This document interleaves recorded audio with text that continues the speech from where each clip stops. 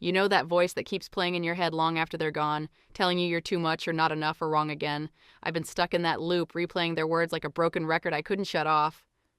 But here's what no one tells you. Toxic people don't fear your anger. They don't fear you getting loud, explaining yourself, or fighting back.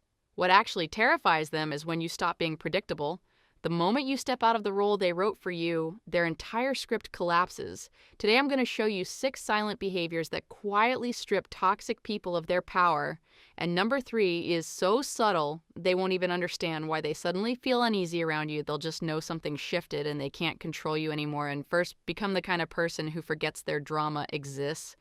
Most people replay every insult and carry it around like emotional baggage, and toxic people rely on that. They assume their words are still living rent-free in your mind. Now imagine someone who genuinely forgets. Not pretending, actually forgetting. They say something cutting on Monday, and by Wednesday it's gone. Only when they bring it up again expecting a reaction, you look confused, like it never even landed. That moment short-circuits them because their power depends on you remembering and being affected. When nothing sticks, they lose leverage. Second, develop a silence that feels like judgment. Toxic people fill space with noise, excuses, complaints, and blame, and they expect you to jump in and react. Stop doing that. Not cold silence, not angry silence, just calm presence.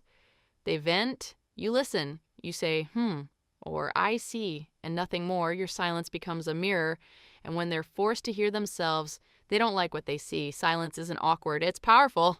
And performing for an empty theater is exhausting. Third, stop living in their version of reality. Toxic people need you to believe their story, that they're the victim and everyone else is wrong. You don't argue, you don't correct, you just don't move into their reality. They complain, you acknowledge, and you keep your peace.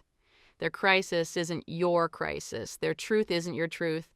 And the moment they realize you're not absorbing their narrative, they lose control. Fourth, become genuinely happy without them. Toxic people want to be needed. They want to be the source of your validation, and their system crashes when you're truly content on your own. You laugh, you enjoy your life, you feel whole without them, and suddenly they have nothing to offer. Fifth, stop flinching. Toxic people test boundaries by saying shocking things and watching your reaction. When your face stays calm and your energy doesn't shift, they realize they can't shake you, and people fear what they can't move.